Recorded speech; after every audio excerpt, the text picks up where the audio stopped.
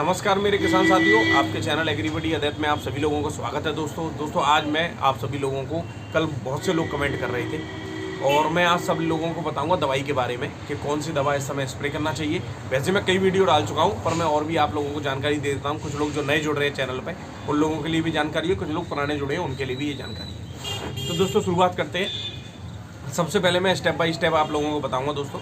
और एक चीज़, जिन लोगों ने चैनल को अभी तक सब्सक्राइब नहीं किया, सब्सक्राइब कर लें, वीडियो को शेयर जरूर किया करें और वीडियो को लाइक किया करें और कमेंट किया करें। दोस्तों अभी मैं जवाब नहीं दे पा रहा हूँ व्यस्तता के कारण, बाकी मैं कोशिश करता हूँ कि आप सभी लोगों को जितने भी कमेंट आए मैं उन कमेंटों का आप लोगों को जवाब दूँ। भाव की अभी लोगों ने मना कर रखी है, लोग कहते हैं कि भाव नहीं, आप दवाओं के बारे में जानकारी दें। तो कई कमेंट आए मेरे पास, ग्रुपों में भी मेरे पास आई कि आप दवा के बारे में जानकारी दें थोड़ा सा, क्योंकि लोगों को जानकारी इतनी नहीं है दोस्तों। और ज़्यादातर लोग दुकानदारों पर डिपेंड है कि वो क्या दे दें, उसी हिसाब से दवा लगाते हैं। बाकी दोस्तों मैं आप सभी लोगों को बताता हूँ सरल चीज़ जो हर जगह उपलब्ध हो। वही मेरा उद्देश्य रहता है कि किसानों को जो चीज़ मैं बताऊँ वो आसानी से उपलब्ध हो जाए मार्केट में, और सरल चीज़ें जो हर जगह उपलब्ध हो। तो चलिए दोस्तों शुरुआत करते हैं, ज़्यादा लंबा वीडियो खींचूंगा नहीं। सबसे पहले मैं बात करता हूँ दोस्तों उन लोगों के लिए। सबसे पहले शुरुआत करते हैं जिन लोगों के खेतों में ओले वगैरह पड़ गए। तो जिन लोगों के दोस्तों खेतों में ओले पड़ के नुकसान हो गया है, उन लोगों का बहुत भयंकर नुकसान हुआ है, उन लोगों के लिए मैं आप लोगों को बताऊं दोस्तों।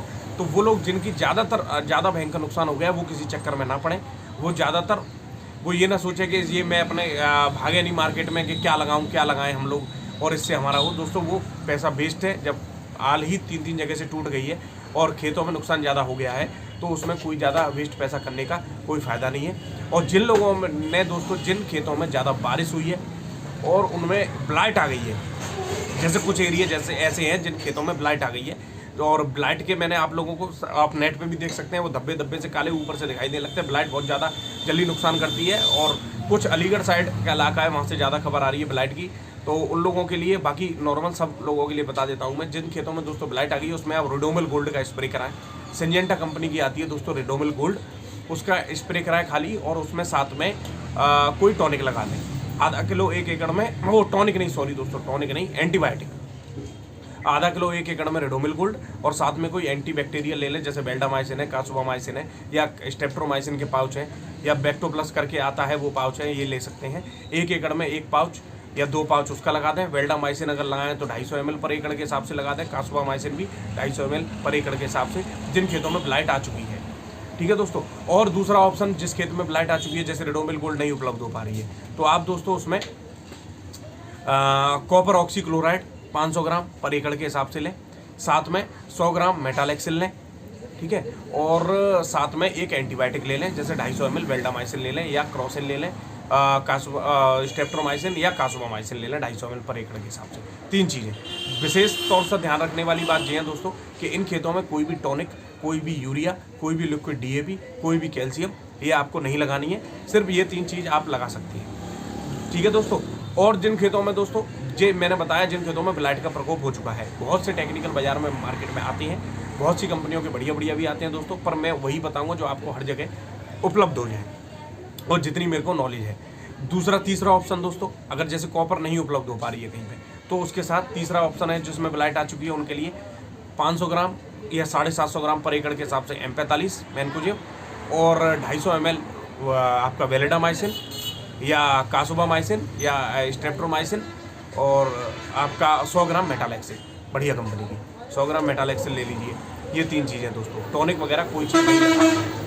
ये तो होगी दोस्तों ब्लाइट की बात। अब बात करते हैं दोस्तों ब्लाइट के बाद, जिन खेतों में जैसे नीचे से पत्ता जलने की शुरुआत, धब्बे से दिख रहे हैं आपको, बारिश के बाद जो एक साथ दिखी थी पोजीशन, करके जब मौसम खुल गया है तो ये अब कम दिखाई दे रही है। तो जिनमें धब्बे से नीचे से पौधा ऐसा लग रहा है जल रहा है, तो उसको भी लोग ब्लाइट समझते हैं। वो दोस्तों बैक्टीरियल ब्लाइट बोली जाएगी, और उसमें आप लगा सकते हैं, उसमें नॉर्मल स्प्रे, उसमें आप कॉपर 500 ग्राम ले लीजिए 1 एकड़ में, 250 ml वेल्डामाइसिन और 100 ग्राम मेटालेक्सिल। जैसे आलू लगभग 65 दिन 70 दिन का हो चुका है, तो दोस्तों कुछ लोग कहते हैं कि मेटालेक्सिल से ग्रोथ चौक होती है। दोस्तों ग्रोथ, जितने भी हैवी फंजीसाइड हैं वो सब हल्की फुल्की इफेक्ट करते हैं, पर दोस्तों जब पौधा ही नहीं बचेगा तो ग्रोथ से क्या मतलब है।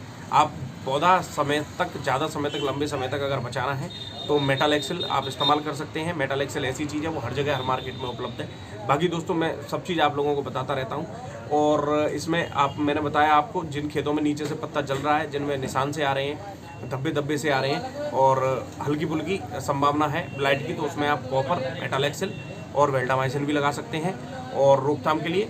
और साथ में दोस्तों M45 500 ग्राम, अब वो साथ में नहीं, एक ऑप्शन दूसरा M45, वेल्डामाइसिन और मेटालेक्सिल लगा सकते हैं। दोस्तों यही चीज़ घूम फिर के चलती रहती है, ठीक है। जिन खेतों में ब्लाइट की मैंने आप लोगों को बता दी ज़्यादा भयंकर प्रकोप है, उसमें रिडोमिल गोल्ड और साथ में वही वेल्डामाइसिन ये लगाइए। टॉनिक वगैरह इन केसेस में बिल्कुल नहीं लगाना है किसी चीज़ में। अब दोस्तों बताते हूँ मैं जिन खेतों में बढ़िया चल रहा है आलू, जिनमें कोई दिक्कत नहीं आ रही है, बिल्कुल एकदम बढ़िया चल रहा है, उन खेतों में दोस्तों आप नॉर्मल खाली मैनकोजेब का भी स्प्रे करा सकते हैं M45 का 750 ग्राम पर एकड़ के हिसाब से, ठीक है। साथ में कोई भी PGR वगैरह ले सकते हैं, ठीक है। जो भी टॉनिक आपको उपलब्ध हो मार्केट में अच्छी कंपनी के वो भी लगा सकते हैं। साथ में कोई एंटीबायोटिक ले सकते हैं, ठीक है दोस्तों।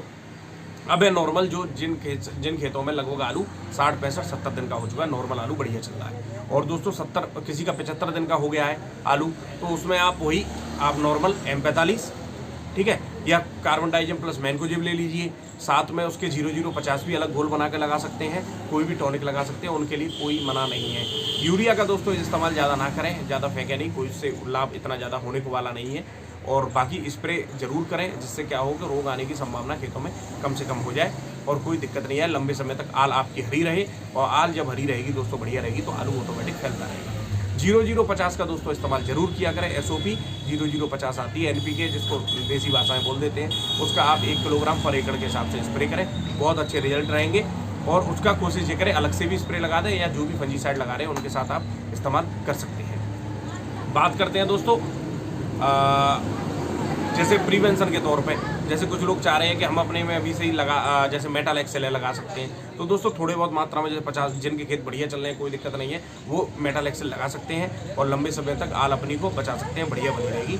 तो नॉर्मल स्प्रे दोस्तों जिन खेतों में कोई लोग नहीं है उनमें आप टॉनिक भी लगा सकते हैं और NPK भी लगा सकते हैं। और M45 आप 500 ग्राम या 750 ग्राम एकड़ के हिसाब से लगा दें, या आप मिक्स ले लें, कार्बन डाइजिम प्लस मैनकोजेब भी ले सकते हैं 1 एकड़ में आधा किलो पर एकड़ के हिसाब से। जैसे साफ आती है UPL की, और भी कई नेक्स्ट आते हैं, गोमेडा आती है गोदरेज कंपनी की, उनको ले सकते हैं।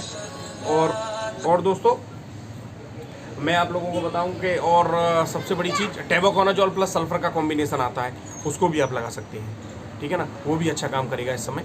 और दोस्तों ज़मीन में जैसे आप 3 किलो एकड़ के हिसाब से सल्फर भी फेंकवा सकते हैं खेतों में, मौसम ठंडा है और सल्फर बहुत अच्छा काम करती है, फंजीसाइड का भी काम करती है, सल्फर की पूर्ति करेगी, ठीक है ना, कीटनाशक का भी काम करती है दोस्तों।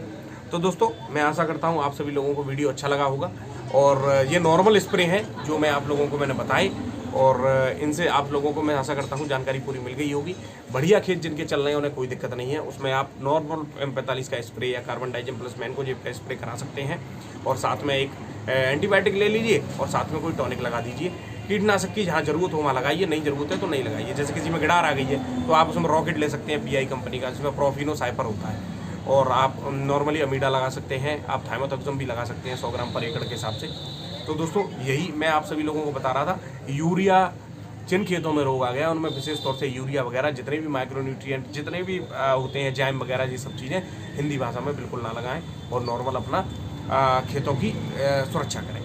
अब दोस्तों बारिश के बाद बहुत ज़्यादा दिक्कत सबसे बड़ी ये है कि रोग, मौसम अगर 2-4 दिन अगर दिक्कत रहता तो मौसम में दिक्कत होती। अभी क्या है कि मौसम में थोड़ी सी धूप निकल आई है हमारे एरिया में, और हवा चल रही है सही, तो इस समय आलू की बढ़िया लग रही है। तो दोस्तों यही थी दवाओं के बारे में जानकारी मैंने आप लोगों को दी। टॉनिक के मामले में आप कोई भी ले सकते हैं, बढ़िया कंपनी का कुछ भी लगाइए, हर जगह जो उपलब्ध हो मार्केट में वो लगा सकते हैं। दवाइयाँ कोशिश करें कि कंपनी की लें, लोकल वगैरह दवाइयों से बचे रहें। लोकल दवाइयों में दोस्तों कुछ नहीं है, आजकल ऐसी कंपनी चल रही है जिनका कोई नामो निशान नहीं है और मार्केट में चल रही है। तो दोस्तों मैं आशा करता हूँ आप सब लोगों को समझ में आ गया होगा जो भी है। कॉपर दोस्तों ये है कि कॉपर ऑक्सीक्लोराइड, जैसे पौधा जल रहा है नीचे से या चीज़ है तो कॉपर अपना लगा सकते हो, कॉपर में कोई दिक्कत नहीं है, ठीक है दोस्तों। और उल्टा सीधा ज़्यादातर नहीं लगा जाए। कल एक फार्मर है मेरे पास, उनका फ़ोन आया कि सर मैंने साथ में नैनो यूरिया भी लगा दिया, साथ में 05234 भी लगा दी, साथ में फंजीसाइड भी लगा दिए साथ में। तो ये भरमार ना करें, लिमिट के फंजीसाइड लगाएं और बढ़िया लगाएं, और मतलब और अपनी जानकारी लें, जो भी अपनी दुकान पास में हो विशेषज्ञ उनसे जानकारी ले लें और लिमिट के प्रोडक्ट लगाएं। धन्यवाद दोस्तों। अगर वीडियो अच्छा लगा हो तो वीडियो को लाइक करना, शेयर करना। तो मैंने अपना समय निकाल के आप लोगों को अपडेट कर दिया है। ज़्यादातर लोग कह रहे थे स्प्रे के बारे में जानकारी दो, धन्यवाद दोस्तों। और मैं स्प्रे वही बताता हूँ दोस्तों जो नॉर्मल हर मार्केट में उपलब्ध हो।